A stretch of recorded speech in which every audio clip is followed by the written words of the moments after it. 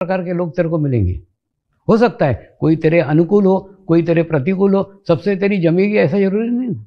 लेकिन यह याद रखना, किसी के भी बीच में जाके अपने चित्त को दूषित मत करना। किसी ने कैसा भी व्यवहार किया, सबसे प्रेम का व्यवहार रखना, सबसे अच्छा व्यवहार रखना। माने सामने वाला तेरे बारे में गलत सोचा है, वो उसकी स्थिति है ना, उसकी अवस्था है, उसकी स्थिति खराब है, वो बुरा सोच रहा है, तू तेरे जगह सही रहना। हम अपने जगह सही रहो, सामने वाला क्या सोच रहा है वो उसकी स्थिति है। तो उसके लिए अपन थोड़ी नीचे के पादान पे जाएंगे, अपन अपने उच्च पादान पे बने रहो। ऑटोमेटिकली जिस दिन वो उच्च पादान पे पहुंचेगा, उस दिन उसको मालूम पड़ा कि अपन सही थे, अपन तो सही है ना। उसी प्रकार से किसी ने कितना भी बुरा भला कहा, तेरा चित्त दूषित मत होने देना। चित्त सबसे बड़ा शक्ति है, चित्त सबसे बड़ा धन है, उसको दूषित मत होने दो। होता क्या है, जगह जगह लोग हमारे चित्त को बांटते हैं, जगह जगह लोग हमारे चित्त को खराब करते हैं। किसी ने ये बोल दिया हमारा चित्त खराब हो गया, उसने मेरे से ऐसा कर दिया। किसी ने कुछ नहीं किया, हमारे स्थिति के कारण हमारे साथ ऐसा घटित हुआ है। तुम चित्त को किसी को भी दोषी मत मानो ना, उसने मेरे साथ ऐसा किया, वो मेरे को ये बोला, कोई नहीं बोला, कुछ नहीं बोला। आप आपके चित्त को भीतर रखो और चित्त को दूषित मत होने दो। उसको मैंने बताया, चित्त दूषित मत होने देना। किसी से कितना भी बुरा व्यवहार किया, तेरे मन में किसी के प्रति दुर्भावना नहीं आनी चाहिए, किसी के प्रति तेरे मन में बुरा भाव नहीं आना चाहिए। दूसरा, एक तो चित्त को शुद्ध रखो, चित्त को पवित्र रखो। दूसरा ना, प्रेम करो। प्रेम करो यानी आप दुनिया में आप चुन लो, मैं आपको सिलेक्शन आपको देता हूँ। किसी भी एक व्यक्ति पे, कोई भी एक व्यक्ति, आपकी माँ हो सकती है, पत्नी हो सकती है, लड़की हो सकती है, लड़का, कोई भी दुनिया में कोई एक व्यक्ति का चुनाव करो और उससे पूर्ण प्रेम करो, निस्वार्थ भाव से प्रेम करो। वो तुमसे कैसा व्यवहार कर रहा है उससे कुछ लेना देना नहीं, वो तुम्हारे से कैसा बर्ताव कर रहा है उससे कुछ लेना देना नहीं, तुमको कुछ लेना देना नहीं। तुम्हारा है कि तुम प्रेम करो, तुम प्रेम करो। अगर एक व्यक्ति में अगर प्रेम करना आपको आ गया तो आप दुनिया में सभी को प्रेम कर सकते हैं। ये मेरा खुद का निजी अनुभव है। एक व्यक्ति को प्रेम करना चालू करो, ऑटोमेटिकली ना, फिर एक से दो, दो से दो। अब क्या है, 25 साल में इतने विश्व भर में ये कार्य का प्रसार होना और इतना प्रचार होना कैसे संभव हुआ? सभी को प्रत्येक मनुष्य मात्र को खूब प्रेम करता हूँ, खूब प्रेम करता हूँ, तो लोग भी मुझसे प्रेम करते हैं। देखिए, जो आप देंगे ना वही रिटर्न आएगा ना। मेरे पिताजी मेरे को बहुत बोलते थे, तू ये सब कुछ छोड़ करके इस मार्ग में आया है, तू तेरा लाइफ बर्बाद करेगा और पूरे फैमिली का लाइफ बर्बाद करेगा। मैं उनको खूब समझाता था कि दुनिया गोल है, जो मैं दे रहा हूँ वही मेरे पास वापस आएगा ना। आज आपको लग रहा है कि मेरा स्थिति खराब है, लेकिन ऐसा नहीं है। धीरे धीरे धीरे जो देंगे वो रिटर्न आएगा ही। और वही अनुभव है कि जो अगर हम, और दूसरा, निस्वार्थ प्रेम करो। निस्वार्थ प्रेम मनुष्य की बहुत बड़ी विशेषता है। ये मनुष्य ही कर सकता है, कोई स्वार्थ नहीं, कोई इच्छा नहीं। आप देखो ना, अनुभूति का माध्यम बनना ये भी तो निस्वार्थ प्रेम है। जो जीवन भर सालों तक 60 साल की साधना में पाया, कष्ट से पाया, तकलीफ से पाया, परेशान होके पाया, ये सब पाया हुआ अनजान लोगों को, जिनको जानते भी नहीं, जिनको देखा भी नहीं, ऐसे अनजान लोगों को देना, ये प्रेम के कारण ही संभव हुआ है ना, अन्यथा नहीं। माने अपने भीतर का सारा खजाना उन लोगों के लिए लुटा रहे हैं जिनको जानते भी नहीं, जिनको पहचानते भी नहीं, कभी देखा भी नहीं, देखेंगे भी नहीं, शरीर से देखेंगे नहीं, इन आंखों से देखेंगे नहीं, वो भी मेरे को इन आंखों से देखेंगे नहीं। आत्मा की आंख से मैं उनको देख रहा हूं और आत्मा की आंख से वो मुझे देख सकते हैं। तो एक प्रेम का क्षेत्र, तुम जितना दो बातें याद रखो जीवन में। एक तो चित्त को कभी दूषित मत करो, कितनी भी खराब परिस्थिति आए, कितने भी खराब लोग आए, अपने चित्त को दूषित मत होने दो। अपना चित्त सबसे बड़ा धन है, उसको जितना स्ट्रांग करोगे, जितना मजबूत करोगे ना, उतना ही आपको आध्यात्मिक प्रगति होगी। और दूसरा, सबको प्रेम करो, जितना प्रेम करोगे उतना ही प्रेम बुद्धि होगा और वही आपको प्राप्त होगा। आप जो दोगे वो आपको मिलेगा। जीवन में कई बार कई साधक, देखो साधक की डेफिनेशन मतलब शिविर कर लिया, अनुभूति हो गई, जागृति हो गई, ऐसा नहीं है। साधक की डेफिनेशन है जिसने साधना करके अपने आप को सिद्ध किया, वो साधक। देखिए इसमें भी क्या है, अहंकार है। प्रत्येक व्यक्ति कोई ना कोई अहंकार लेके आता है। कोई रूप का अहंकार लेके आता है, कोई व्यक्ति धन का अहंकार लेके आता है, कोई व्यक्ति पोस्ट का अहंकार लेके आता है। अहंकार के साथ में आएगा, अनुभूति भी प्राप्त होगी, लेकिन अनुभूति पाने के बाद में अहंकार का रूप बदल जाएगा।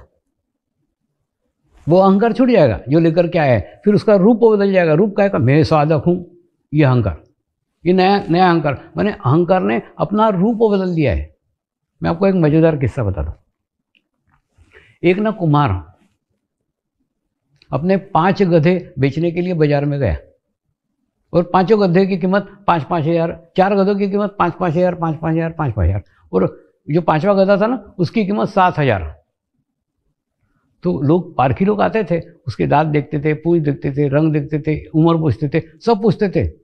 सब गधे समान, क्योंकि सब भाई भाई थे, सब समान गधे थे, एक जैसे थे, उनके अंदर कुछ भी चेंज नहीं था।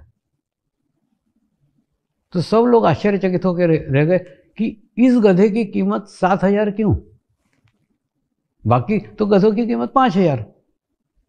तो इसके अंदर क्या चेंज है, क्या विशेषता है, क्या नया है?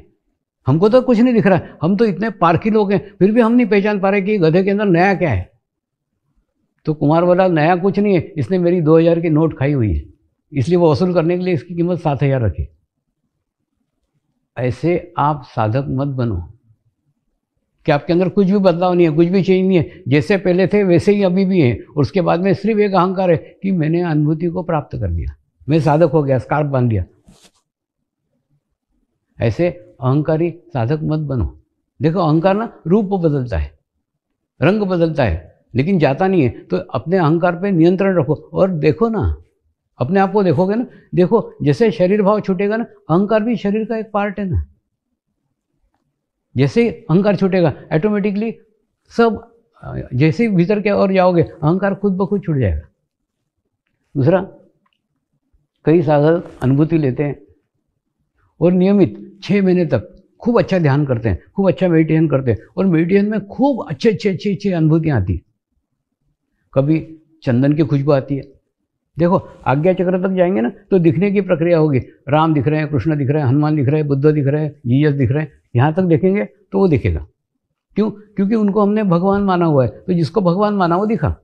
लेकिन इसके ऊपर जाओगे फिर कुछ नहीं दिखेगा, क्योंकि भगवान का कोई रूप ही नहीं है, हमने रूप बनाया हुआ है। तो ऊपर जाने के बाद में एकदम शून्य का स्थिति, और शून्य की स्थिति के अंदर हाँ आपको अनुभूतियाँ होंगी, चंदन की खुशबू आएगी, गुलाब की खुशबू आएगी। जब आपका हृदय चक्र विकसित होगा ना तो गुलाब की खुशबू आएगी, गुलाबी गुलाब गुलाबी गुलाब। इस समय ये ढूंढने मत लग जाना कि पड़ोस में किसने इत्र लगा के आया गुलाब का। ऐसा जहाँ बुद्धि चलाई कि वो खुशबू गई। कभी चंदन की खुशबू आएगी, जब सहस्त्रार पहुँचो ना चंदन की खुशबू आएगी, तो उस समय मत देखना कि कौन चंदन का इत्र लगा के आया। तो ऐसा देखने जाओगे तो वो स्थिति भी चली जाएगी। घंटा नाद सुनाई आएगा, शंख नाद सुनाई आएगा, ब्रह्मनाद सुनाई आएगा, ये सब अनुभूतियाँ होंगी। लेकिन ये अनुभूतियाँ भी पड़ाव है, इसके अंदर भी अटको मत, इससे भी ऊपर जाने की कोशिश करो, ऊपर जाने का प्रयास करो। और दूसरा होता है कई बार ना 6 महीने तक साधक को खूब अच्छी अनुभूतियाँ आती हैं, क्योंकि क्या है, अकेले बैठ के घर पे ध्यान करते थे, ध्यान की प्रैक्टिस करते थे, और प्रैक्टिस करते करते करते चित्त शुद्ध हो गया, चित्त पवित्र हो गया। चित्त शुद्ध हो गया, चित्त पवित्र हो गया, चित्त नियंत्रित नहीं रहा। तो क्या था, जो रामू भिखारी जैसी आदत थी, इसके दो ही देख, उसके दो ही देख, उसके दो ही देख, वो आदत नहीं गई। तो फिर क्या हो गया, 6 महीने के बाद में पूरा सत्यानाश हो गया, ध्यान लगना बंद हो गया। उसके बाद में ध्यान भी छूट गया, आजकल ध्यान लगता ही नहीं है। पहले 6 महीने में तो कितनी अच्छी अनुभूतियाँ आती थी। ऐसा क्यों होता है बताओ? इसलिए क्योंकि आपका चित्त नियंत्रित नहीं है। देखिए इसके अंदर 2 बातें हैं।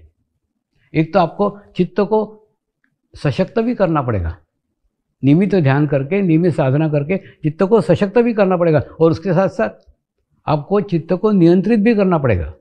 ये कैसा प्रकार है, जैसे आपको तेज गाड़ी भी चलाने की है, और उसके बाद में एक्सीडेंट भी नहीं होना चाहिए, गाड़ी पे भी नियंत्रण चाहिए। तो नियंत्रण आपका तब आएगा जब आप सामूहिकता में ध्यान करोगे, जब आप कलेक्टिविटी में ध्यान करोगे। क्या होता है, जब अकेले ध्यान करते तब तो ठीक है, अपने पास में कोई है ही नहीं, हाँ, लेकिन जब सामूहिकता में ध्यान करते, 1000 लोगों के साथ ध्यान कर रहे हैं, 1000 लोगों के बीच में बैठे हैं, सेंटर में बैठे हैं, 1000 लोग बैठे हुए अपने आसपास, उसके बावजूद ध्यान कर रहे हैं, उसके बाद भी महसूस कर रहे हैं कि मैं अकेला हूं। वो 1000 लोगों का एहसास आपको नहीं हो रहा है, वो 1000 लोगों की कलेक्टिविटी आपको नहीं महसूस हो रही, आपको महसूस हो रहा आप केवल और केवल अपने आत्मा के साथ है। और एक बार आत्मा के साथ रहना सीख जाओ ना, आप दुनिया में कहीं पे भी अकेले रहोगे ही नहीं, कभी नहीं लगेगा आपको कि आप अकेले हैं। आपको महसूस होगा आपकी आत्मा गुरु के रूप में आपके ही साथ है, गुरु के रूप में आपके ही पास है, महसूस करोगे और अपने गुरु खुद बन जाओगे। यह आध्यात्मिक स्थिति की सबसे बड़ी सीमा है। फिर आपको किसी उपदेश की, बाहर से कहने की, किसी माध्यम की, किसी गुरु की, किसी मूर्ति की, कुछ की आवश्यकता नहीं है।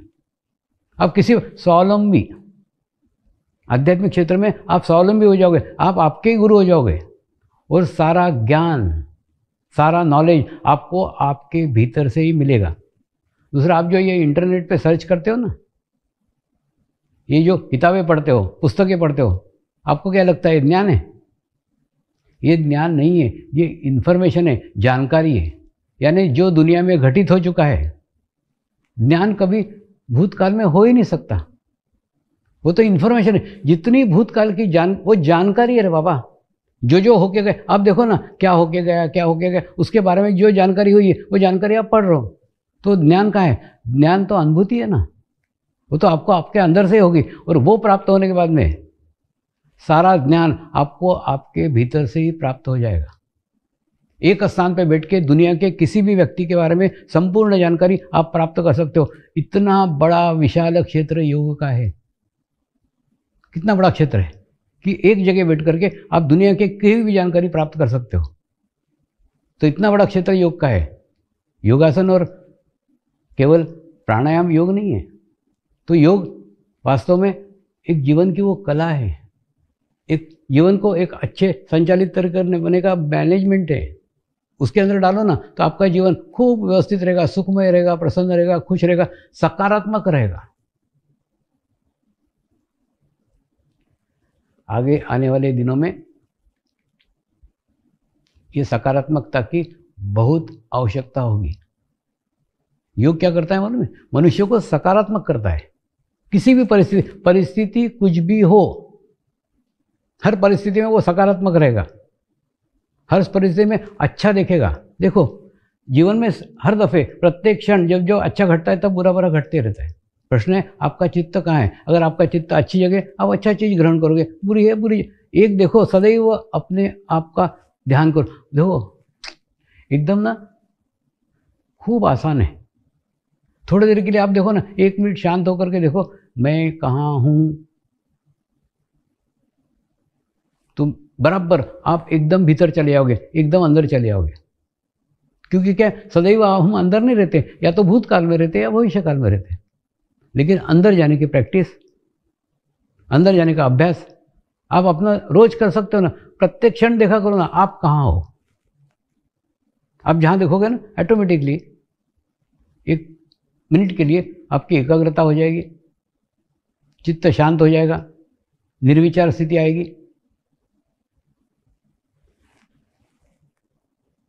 ध्यान ध्यान ध्यान कुछ नहीं है।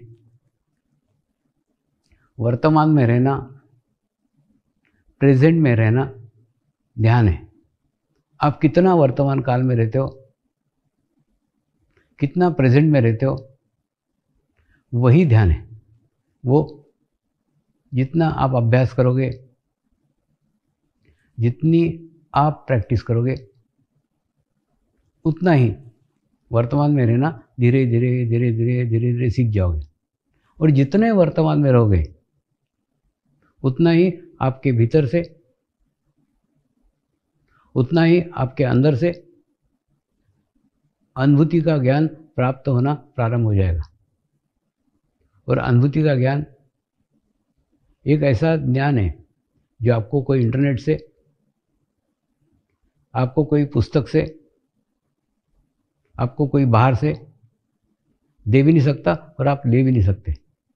ये सारा ज्ञान, सारा नॉलेज आपको आपके भीतर से ही प्राप्त होगा, क्योंकि आप आपके ही गुरु हो जाएंगे।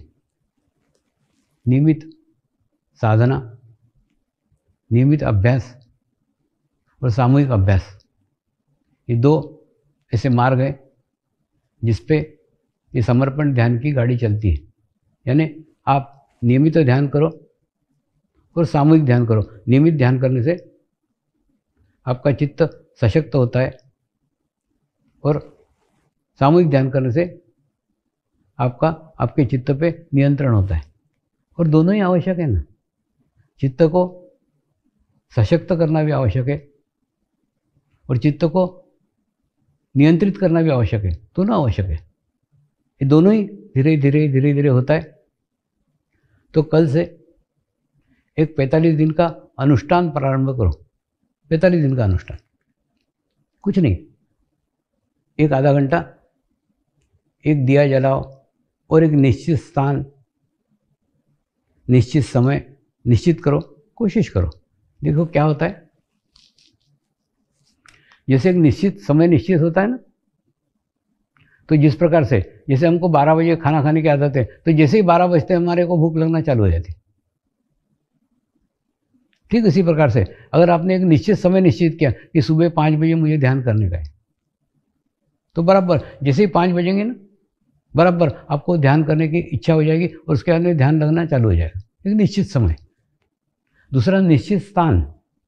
देखिए, घर के अंदर आप ऐसा कोना खोजो, आप घर के अंदर एक ऐसी जगह ढूंढो जिस जगह बाहर के कोई भी आते जाते नहीं हो, कम लोगों का आना जाना हो सकता है आपका बेडरूम हो सकता है आपका पूजा घर हो, कोई भी एक ऐसा स्थान, उस निश्चित स्थान पे बैठ करके ध्यान करो। तो क्या होगा, जैसे आप उस स्थान पे जाओगे वहाँ की ऊर्जा आपको सहायक होगी, क्योंकि क्या है, ध्यान करते करते करते करते ना वहाँ एक ऊर्जा स्थापित हो जाती है। और जैसे हम हमारे ऊर्जा के क्षेत्र में जाते हैं, हमारा ध्यान जाते ही बराबर खुद लग जाएगा। तो ऐसे दो जगह देखो ना, एक तो एक निश्चित समय देखो और एक निश्चित स्थान देखो। ऐसा 45 दिन का अनुष्ठान करो। तो अगर कल से आप अनुष्ठान चालू करते हैं तो आपका अनुष्ठान 13 फरवरी को समाप्त होगा। 13 फरवरी को समाप्त होगा, पूरे 45 दिन होंगे। और देखो दूसरा, अभी आज आपके जीवन की जितनी भी समस्याएं, जितनी भी प्रॉब्लम्स है, उन सब प्रॉब्लम को कागज पे लिख के, वो कागज आप कहीं छोड़ दो, आपको जिस भगवान को मानते हो उसके फोटो के नीचे छोड़ दो, और उसके बाद में 45 दिन तक उनको बिल्कुल याद मत करो और पूर्ण विश्वास रखो 45 दिन के बाद में मेरी समस्या हल होने ही वाली है, मैं इस समस्या से मुक्त होने ही वाला हूँ। देखो, विश्वास के अंदर परमात्मा है। आप जितना विश्वास करोगे उतने अच्छे रिजल्ट, उतने अच्छे परिणाम आपको आ सकते हैं। तो विश्वास करो ना कि 45 दिन के बाद में मेरी ये समस्या हल होने ही वाली है, और उसके बाद में ऐसा विश्वास करके आप वो चिट्ठी छोड़ दो और 45 दिन उस समस्या को हल याद भी मत करना, उस समस्या का विचार भी मत करना। और दूसरा, आप सौंप दो ना, आपने परमात्मा को सौंपा है, आपने परमेश्वर को सौंपा है।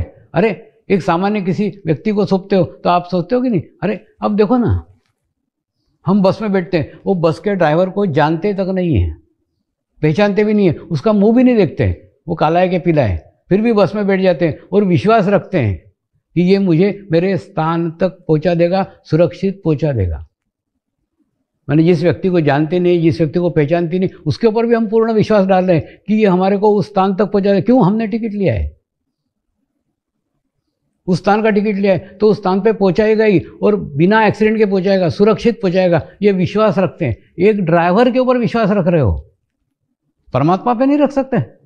परमात्मा पे विश्वास रखो ना कि 45 दिन में मेरी समस्या हल करेगा ही। सच बताओ ना, तो समस्या तो तुमने पकड़ के रखी रहती है। जिसे हम समस्या को छोड़ देते हैं ना, परमात्मा के हवाले कर देते, तो परम चैतन्य वो कार्य करता है। आप अनुभव लेकर के देखना, और अनुभव लेकर के चाहिए तो मेरे को अनुभव बताना, मेरे पास तो खूब लाखों अनुभव हैं। तो ऐसा पूर्ण विश्वास रख के सौंपो कि मैंने परमात्मा को समस्या सौंपी है, मेरी प्रॉब्लम सौंपी है, सौंपने के बाद में वो पूर्ण करेगा ही, ये सोच के सौंपो। और दूसरा, बार बार करेगा कि नहीं करेगा, 45 दिन के बाद में हल होगी कि नहीं होगी, ऐसी शंका मत करना। शंका विश्वास के विरोध में, प्रेम के विरोध में। जिसको प्रेम करते हैं ना, उसके ऊपर कभी कोई शंका नहीं करते, अविश्वास नहीं करते। अविश्वास और शंका ये प्रेम और विश्वास के विरोध में है।